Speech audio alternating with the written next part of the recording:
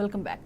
Secunderabad parliament పరిధి అభివృద్ధికి తోడ్పాటు అందిస్తానని సికింద్రాబాద్ బీఆర్ఎస్ పార్టీ ఎంపీ అభ్యర్థి టి పద్మారావు గౌడ్ తెలిపారు. ప్రతి ఒక్క కార్యకర్త బాగా కష్టపడి గతంలో జరిగిన హైదరాబాద్ అభివృద్ధి గురించి ప్రజలకు తెలియజేయాలని కోరారు.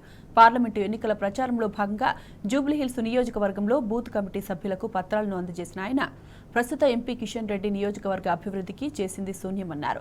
పద్మారావు గౌడ్ అందరికీ సుపరిచితుడని, ప్రజలకు ఎల్లప్పుడూ అందుబాటులో ఉండే వ్యక్తి అని ఎమ్మెల్యే మాగంటి గోపీనాథ్ అన్నారు. ప్రతి ఒక్కరూ సైనికులుగా కదిలి పద్మారావు గౌడ్ను గెలిపించుకోవాలని కార్యకర్తలకు పిలుపునిచ్చారు.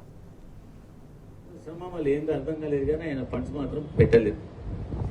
ఒకటి వేసిండు, గోపీకి తెలుసలేదు కానీ ఆ సింటెక్స్ స్టాక్ లాగా కొబ్బరికాయలు కొడతాడు. నేను నా దగ్గర 200 పవర్ బోర్లు వేసాను, సొంత డబ్బు పెట్టి. అప్పట్లో వాటర్ బాగా ఇబ్బంది ఉంటుంది. సొంత డబ్బు పెట్టేసి 200 పవర్ బోర్లు పట్టించిన.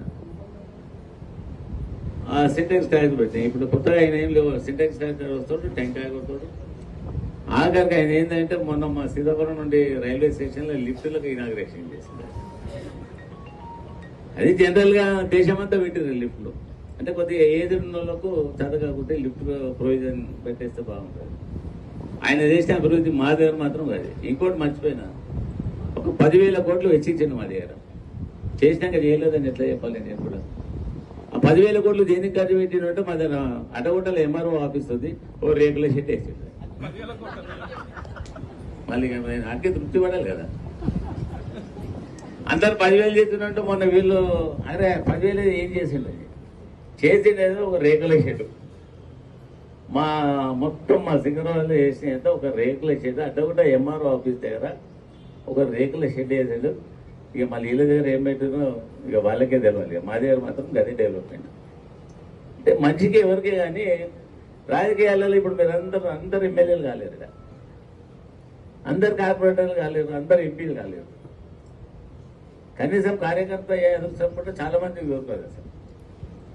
ఇప్పుడు ఇంతమంది ఓటర్స్ 3 లక్షల చిల్లర మీ దగ్గర ఓటర్స్, అందరు కార్యకర్తలు లేరు కదా. వాళ్ళంతా ఇక ఆడికి మనం కూడా అనుకోవాలి, కార్యకర్త అయినా మా అదృష్టం, మా పొలిటికల్ ఆర్గనైజేషన్లో మేము కార్యకర్తలు.